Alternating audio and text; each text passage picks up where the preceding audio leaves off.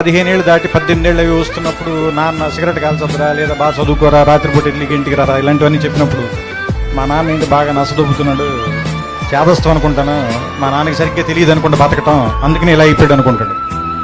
వీడికి ఒక 20 ఏళ్ళు 25 ఏళ్ళు వచ్చి ఒక అమ్మాయిని పెళ్లి చేసుకున్న తర్వాత ఒక ఫ్లాట్ రెంట్కి తీసుకోవటం, ఉద్యోగం చేయటం, నెలాఖరికి వచ్చేసరికి అప్పులు చేయాల్సి రావటం, బిల్స్ కట్టాల్సి రావటం, ఇలాంటప్పుడు నాన్న మనం మరీ అనుకున్నంత వేస్ట్ ఏం కాదనుకుంటే బాగానే మేనేజ్ చేసినట్టున్నాడు 4 పిల్లలు, కానీ మనకి దీనమ్మ ఇంకా ఒక్కడిని కూడా కనకుండానే ఇంత కష్టంగా ఉంది మనకి అనిపిస్తుంది.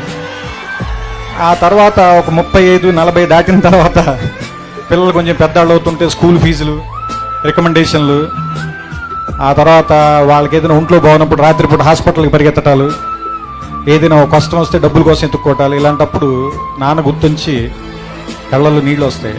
ఈ బాబు ఇన్ని కష్టాలు పడి మన అందరినీ పెంచి ఇక్కడ దాకా తీసుకొచ్చాడని. కానీ మనం అది చెప్పేసరికి చాలామంది నాన్నలు 2 రోజులు చచ్చిపోతారు.